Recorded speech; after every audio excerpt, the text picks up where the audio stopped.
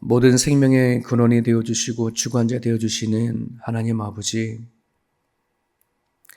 하나님이 아니었으면 우리는 이 땅에 살아있는 존재로서 나 자아조차도 깨달지 못했을 텐데, 하나님, 주님 안에 나를 보게 하시고 세상을 바라볼 수 있는 눈을 열어주심을 감사를 드립니다. 내 안에 갇혀 살았던 나를 구원하여 주셔서 하나님 안에 주어진 인생을 살아가게 하신 하나님 감사를 드립니다. 하나님의 작정과 하나님의 섭리가 하나님 구체적으로 무엇인지 살아가는 순간마다 하나님 깨닫게 하여 주시기를 간절히 바랍니다. 하루를 주님과 함께 시작하고자 원하는 하나님의 권속들 가운데 찾아와 주시고 인생의 답을 허락하시고 인생의 길을 인도하시며 우리에게 꺼져지지 아니하는, 좌절하지 아니하는 생명력을 허락해 주시기를 주님 앞에 기도합니다. 오늘도 말씀을 붙잡고 하루를 시작하고자 원합니다. 믿음의 백성들을 통하여 이 땅을 위해 기도하게 하시고 믿음의 백성들을 통하여 하나님의 선하신 뜻을 이루어 주옵소서. 예수님의 이름으로 기도합니다. 아멘. 아모스 3장 1절에서 8절까지입니다.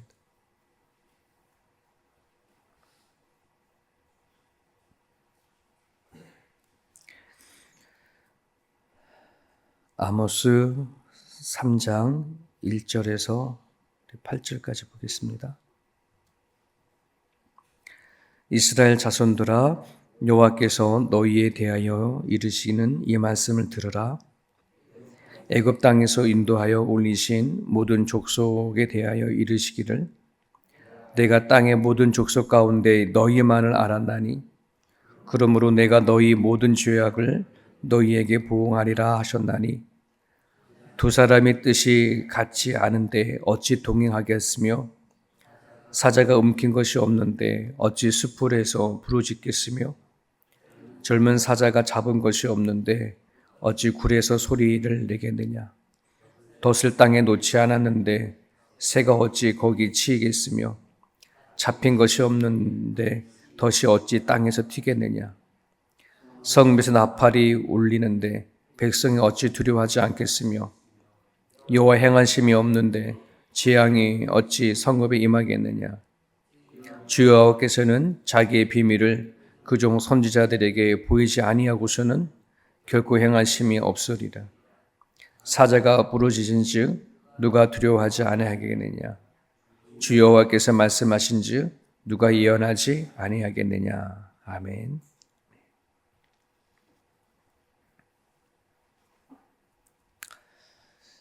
우물 안의 개구리와 하늘을 나는 독수리의 차이는 아마 바라보는 시각의 차이가 가장 크지 않을까 싶습니다. 어디에서 어떤 시각으로 보느냐에 따라 살아가는 삶의 모습이나 영역이 다르겠죠. 하나님은 남유다에 살고 있는 뽕나무를 재배하는 농부를 부르셔서 북이스라엘에 보내서 하나님이 아모스를 통해서 전하고자 하는 메시지는 하나님이 이스라엘 백성들을 바라보고 있는 그 시각입니다.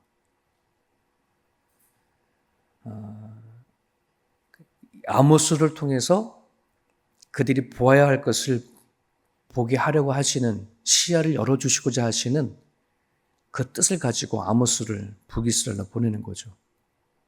이것은 오늘 우리들에게 성경이 주어진 것도 마찬가지입니다.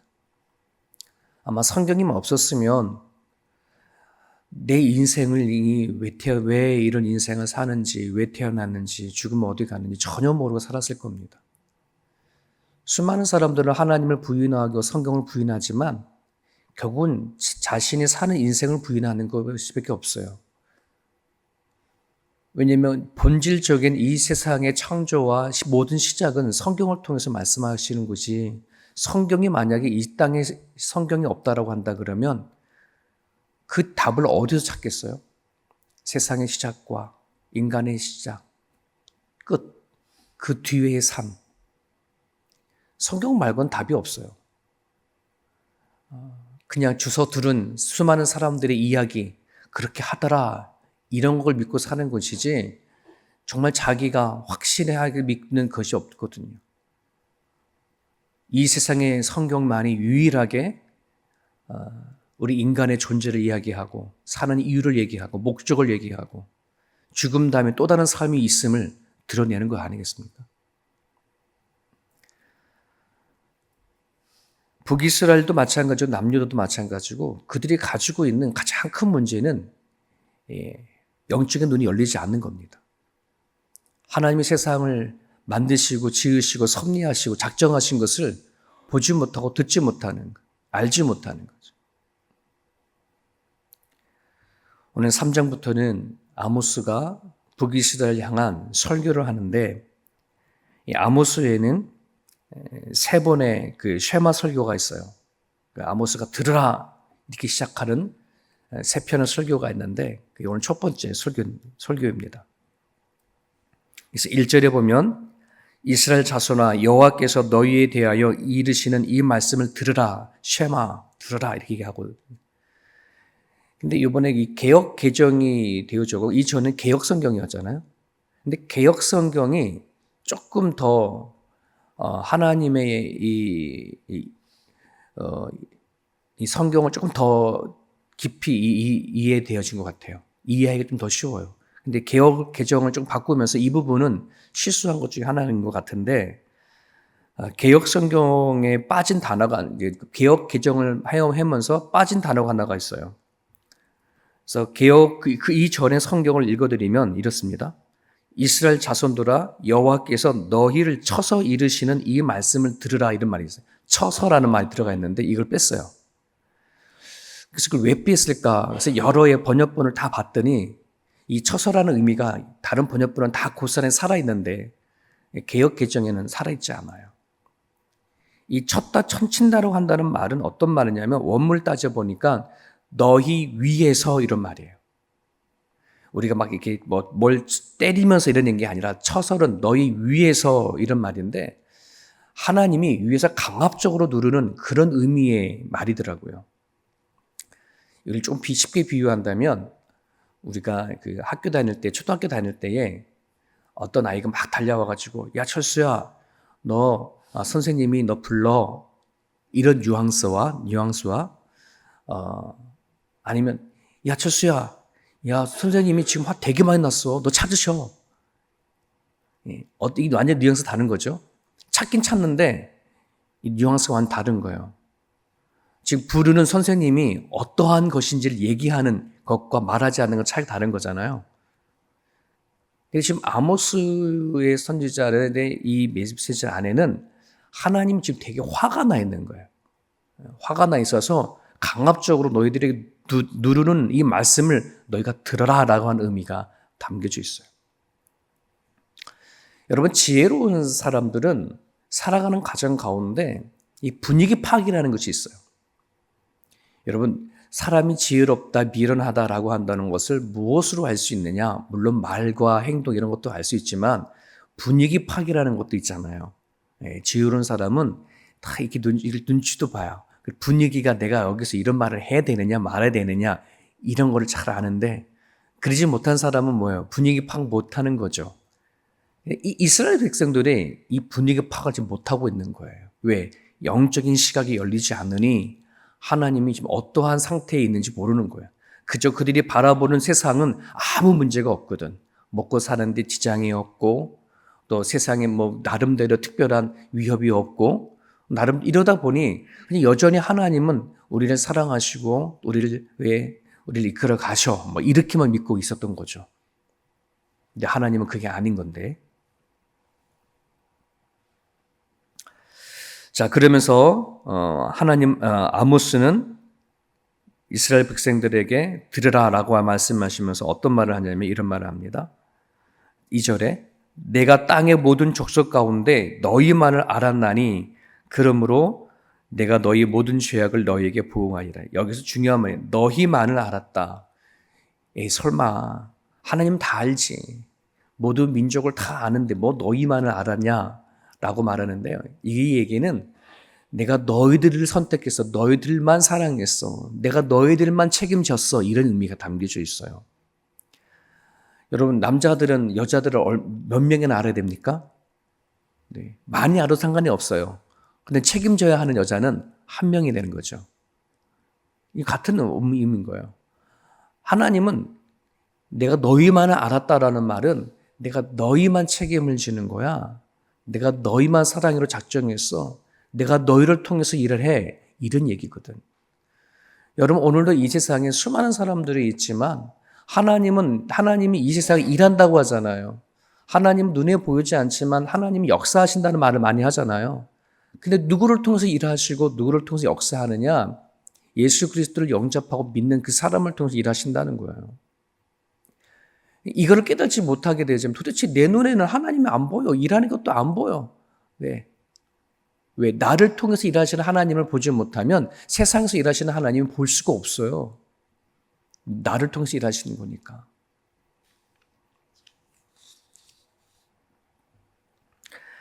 왜 하나님은 이런 이스라엘을 택했을까? 그들이 뛰어난 민족도 아니고 그렇다고 해서 힘 있는 민족도 아닌데 애굽 사람들은 히브리인들을 한국말처럼 쌍놈이라고 하는 말을 썼다 그래요. 그만큼 이스라엘 백성들에 대해서 되게 안 좋게 보았어. 되게 지저분한 민족이고 유달리 고집이 센 민족이라서 애굽 사람들이나 주변 국가에 있는 사람들에게 썩 인정받지 못한 그런 민족이었다 그럽니다. 그런데 그런 하나님이 이스라엘을 택한 거예요. 세상에 여러 나라가 있고 민족이 있는데 사랑스러워서 택한 게 아니라 참으로 문제도 많고 탈도 많고 저런 고집스러운 저 민족을 통해서 하나님이 뭐 하겠다는 거예요. 당신이 어떤 분인지를 드러내시겠다 이 말입니다. 오늘도 우리가 그리스도인이 되어진 것은 누구보다 잘나서 되어진 것이 아니라 어쩌면 세상에 그 누구보다도 고집이 세어져서 세상에 어떤 누구보다도 연약하고 부족해서인지도 모르겠습니다. 왜 그럼 나를 택하고 나를 찾아오셨는가? 나를 통해 일하시기 위해, 드러내시기 위해. 하나님의 자비와 은혜와 어떤 분이신지를 드러내시기 위해서라고 한다는 거예요. 그러므로 오늘 내가 하나님을 믿고 예수님을 믿는다고 한다면 과연 나에게 하나님이 어떠한 하나님이신가를 내 입으로 고백되어지지 아니하면은 난 하나님을 아직도 믿지 않는 거예요. 모르는 거예요. 진짜 내가 하나님을 믿고 예수님을 믿는다고 한다면 내 입으로 내 안에서 고백되어지는 그 신앙의 고백이 있어야 합니다. 나에게 하나님은 이런 분이라고. 내 안에 있는 이 죄를, 이 고집을, 이 악함을, 이 더러움을 해결해 주시고 씻어 주신 분이신 것을 내가 고백할 수 있어야 되어져요. 왜? 나를 통해서 하나님이 어떤 분이신지를 드러내시기 위한 거니까. 에베소서 3장에 보면은 그랬잖아요. 우리를 부르신 이유가 하나님을 찬양하고 하나님을 자랑하고 높이기 위해서라고 끊임없이 반복하고 있는 거거든요. 이게 우리들의 본질이겠죠. 하나님을 알지 못하는 세상은 오직 눈에 보여지는 것으로만 살아갑니다. 오로지 돈만을 위해서 살아갑니다. 돈이 곧 나고, 돈이 곧 능력이고, 돈이 곧 인격이고, 돈이 곧 행복이다. 이것만 주장하고 살아가죠. 이 시대가 자본주의 국가로 더 발달될수록 선진국이면 선진국일수록 더 돈에 대해 집착하고 살아가는 시대 속에 살아가고 있습니다.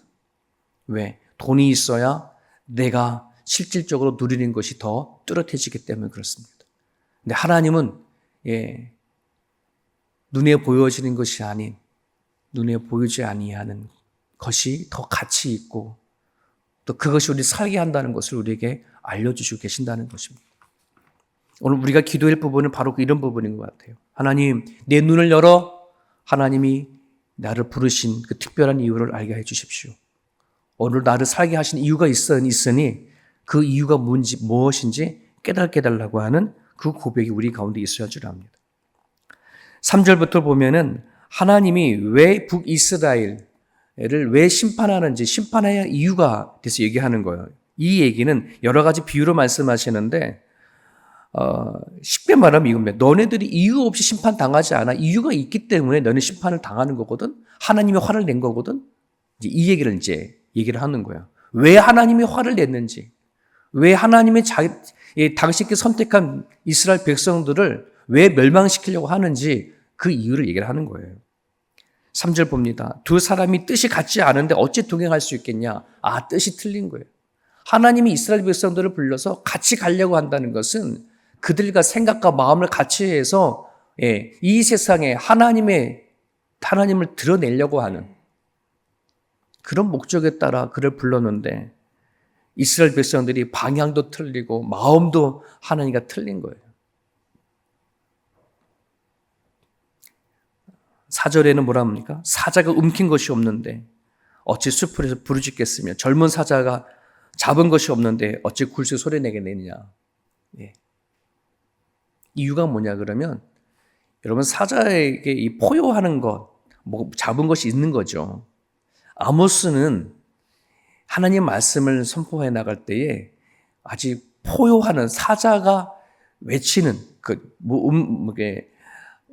먹을 것을 취한 것처럼 그렇게 하나님의 메시지를 전달을 하고 있어요, 지금. 그래서 하나님의 우르렁거리고 하나님의 그 외치는 소리를 들어라 이렇게 일을 하거든요.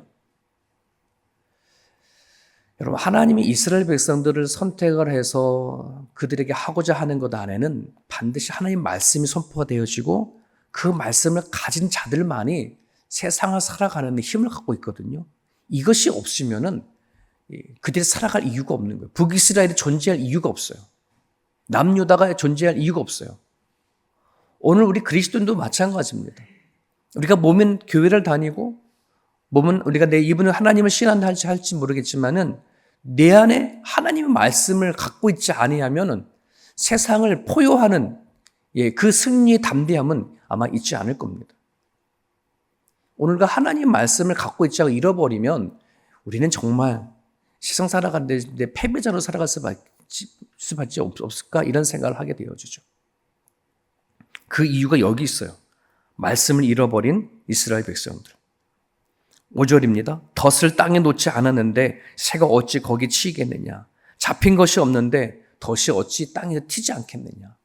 덫이라고 하는 것을 가지고 비유를 합니다. 이 얘기는 이런 의미가 담겨져 있어요. 너네들이 살아가는 과정 가운데 뭔가 덫에 걸렸어. 뭔가 넘어졌어. 이유가 있어. 그러면 여기는 우연이 아니라 하나님이 부르심이 있는 것이고 하나님의 뜻이 있음을 알고 얼른 돌아와야 되는데 그 덫에 빠져 있음에도 불구하고 깨닫지 못한다는 것을 얘기를 하는 거죠. 여러분, 우리가 인생에도 그렇지 않습니까? 뭔가 잘 살아가는데도 뭔가 탁 덫에 걸린 그런 상황이 있을 거예요. 올무에 걸리는 그런 상황이 있을 거예요. 이건 하나님의 신호입니다. 그냥 우연이라는 것이 없어요. 하나님 믿기 전에는 다 어떤 게 우연이고 그냥 재수 없고 뭐 이런 거지. 하지만 우리들에게는 이제는 우연이라는 게 없어요. 살아계신 하나님이 우리를 통해서 일하신다는데 거기 우연이 어디 있습니까? 네, 하나님의 부르심에 대한 우리를 이끄심에 대한 사인이 항상 우리 삶 속에 존재를 합니다.